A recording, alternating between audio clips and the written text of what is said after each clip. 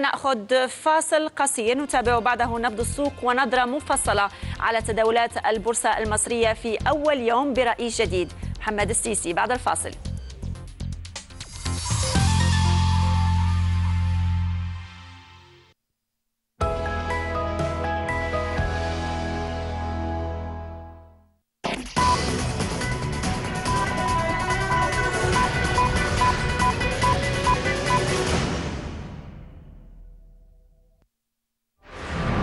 يقال في الواقع بأنك الأب الروحي لهذه الكتائب التي تعمل الآن على الأرض. آن الأوان أن ينتخب الليبيين مجلس النواب وينتخب الرئيس. يؤخذ عليك سيد الجويلي بأنك تركز على حفتر بالذات وتحاول أن تغفل الأسلحة التي تصل إلى المجاميع الإسلامية المسلحة. أي بلاد فيها فوضى بتكون الملاذ الآمن وبتكون البيئة الخصبة لنشوء هذه التيارات وتجمعها. كم تريد أن تعطي من الوقت للعملية السياسية حتى تثبت بأنها ناجحة؟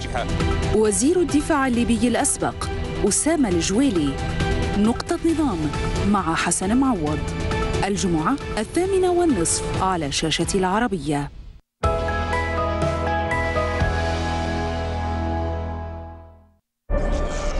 ليس هذا التحرك انقلابا عسكريا. هل لديكم الدعم الكافي؟ سيتم سحقه. يعتبرون خارجين على القانون. هل هناك من علاقة خفية بين هذا التنظيم وبين جهات ليبية أخرى؟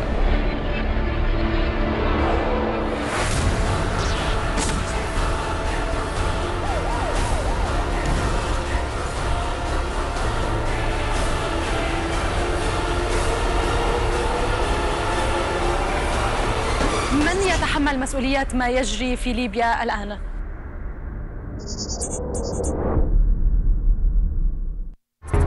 بإمكانكم متابعة الحدث على الترددات التالية.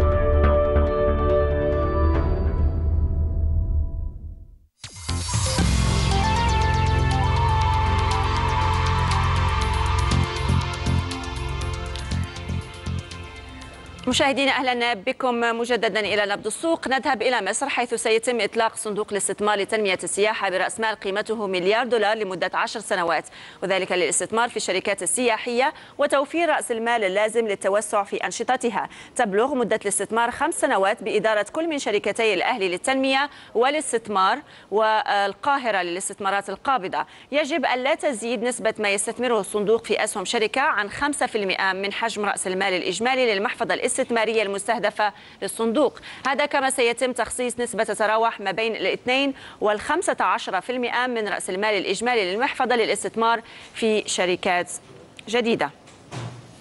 دعونا الآن نلقي نظرة على تداولات السوق المصرية، مرت عليها تقريبا حوالي نص ساعة أو أقل. هذه الصورة متباينة، لازلنا نرى بعض الضغط على EGX 30 والذي يقيس حركة 30 شركة قيادية مدرجة بالبورصة المصرية. نفس الصورة ب20 بعد التركيز نراه يتحول إلى أسهم متوسطة الحجم لتقيسها أو يقيسها مؤشر EGX 70. نحن نضيف 16. EGX 100 يرتفع بحدود 13 النقطة المئوية، هذا المؤشر الأوسع نطاقا. نراقب اليوم جلوبال تيليكوم بشكل أساسي، سهم يضيف 18 النقطة المئوية. بالطبع الشركة الآن تتحدث عن تحولها إلى الربحية وتسجيل 297 مليون جنيه مصري في الربع الأول. إذن للمزيد حول السوق المصرية وتداولاتها وماذا يمكن أن نتوقع خصوصا بعد سماعنا نتائج الانتخابات الرسمية، نحن نتحدث عن عبد الفتاح السيسي هو الرئيس الجديد، الرئيس السادس لمصر. محمد جاب الله مدير تداول في شركة التوفيق لتداول الأوراق المالية ينضم إلي مباشرة من القاهرة. محمد أهلا بك، كيف تقرأ جلسة اليوم وماذا يمكن أن نتوقع خلال الفترة القادمة؟ صباح الخير. هو الحقيقة جلسة النهاردة هي استكمال لمسلسل الهبوط اللي بدأ معانا بعد تسريب أخبار عن الضريبة. احنا في نهاية التصحيح الخاص بالضريبة. هو الحقيقة الضريبة نفسها لها ما لها وعليها ما عليها. يمكن أثارها السلبية تم شرحها والاستفاضة فيها بصورة قوية وعلى كل القنوات. خلونا نتكلم بصورة أو بنظرة أكثر تفاؤلية شوية، إن هي خلاص هي أصبحت أمر واقع، في حين إنها حسابيا على تأثيرها على المستثمر هي أفضل من ضريبة الدمغ المزمع إلغائها سواء بالقرار الوزاري أو بحكم المحكمة في الفترة القادمة.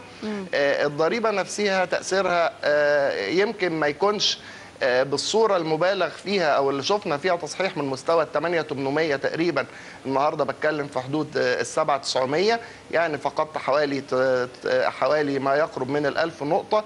الحقيقة هو الأثر المباشر للضريبة ده جه نتيجة التسريب المغلوط ليها واللغط اللي دار حواليها. الموضوع أدار بشكل فيه عدم شفافية نتيجة تسريب. طب محمد، أنت برأيك تكلفة الاستثمار ما حتزيد على المستثمر اللي هو مهتم بالاستثمار بالبورصة المصرية؟ ماذا عن التكلفة؟ يعني خلينا لو هنحتسبها من ناحية التكلفة، أنا شايفها أن هي إيجابية، لأن هي بتشترط وجود ربحية أولا حتى يتم احتساب الضريبة، مع إمكانية ترحيل الخسائر لمدة 3 سنين. أنا بصورة شخصية أنا طبعا ضد فرض أي ضريبة على البورصة، لأنها بتفقد الميزة التنافسية ما بين البورصة المصرية وما بين البورصات في المنطقة العربية حوالينا، ولكن هي أصبحت أمر واقع. الحرب حاليا ما بين فرض الضريبة أو تكلفة الضريبة وما بين الترند الصاعد أو الاتجاه الصاعد اللي بتتميز به مصر نتيجة الاستحقاقات السياسية. أعتقد أن في النهاية سينتصر الترند الصاعد. إحنا عندنا مستوى دعمي هام جدا عند مستوى 7,700. لا يمكن أن أنا أقدر أقول أن السوق تحول إلى الاتجاه الهابط قصير الأجل إلا بكسر مؤكد لمستوى 7,700. ما زلنا محافظين على الاتجاه الصاعد متوسط الأجل طالما أنا أعلى من مستوى 7,400 أو تحديدا 7,387. لسه بدري على ما أنا أقدر أقول إن احنا تحولنا إلى اتجاه هابط سواء في قصير الأجل أو في متوسط الأجل. طيب محمد، خلينا نتحدث عن الصندوق الاستثماري، الصندوق السياحي الاستثماري اللي هو حجمه $1 مليار. برأيك ما هي الشركات المدرجة اللي حتستفيد من هكذا صندوق؟ احنا عندنا قطاع كامل اللي هو القطاع السياحي. خلونا برضو نخرج من النطاق الضيق ان هو هيأثر على قطاع بعينه، او طبعا تأثيره المباشر هيكون على قطاع بعينه، ولكن دخل السياحة أو انتعاش السياحة مرة أخرى سيؤثر بشكل قوي جدا على الاقتصاد الكلي نتيجة اجتذاب المزيد من العملة الصعبة أو العملة الأجنبية للبلد، ونشاط اللي هيعود بالنفع على القطاع ده. القطاع ده أهمل أو أضر ضررا بالغا بعد أحداث يناير 2011. كانت في شركات سياحة كبيرة جدا كانت ابتدت تصفي أعمالها في مصر. عودة الروح مرة أخرى لقطاع رائد أو قطاع حيوي بالمنظر ده في مصر سيعود بالنفع على الاقتصاد الكلي، مما سيؤثر إيجابا طبعا على كل قطاعات السوق التنمية. محمد جاب الله، مدير تداول في شركة التوفيق لتداول الأوراق المالية، كنت معي مباشرة من القاهرة، شكرا جزيلا لك. وفي ظل عودة الانتعاش الاقتصادي في المنطقة، عادت أنماط الإنفاق خاصة من قبل السيدات على منتجات التجميل والعناية بالبشرة، حيث بلغ حجم سوق التجميل في الخليج حوالي $5 مليارات العام الماضي.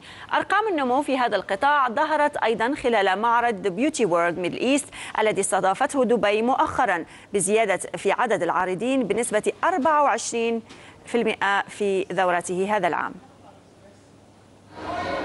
كمتسوقة نشطة لمنتجات التجميل والعناية الشخصية، يذهلني امتداد المحلات التي تبيع هذه المنتجات، وما إن خرجت من إحداها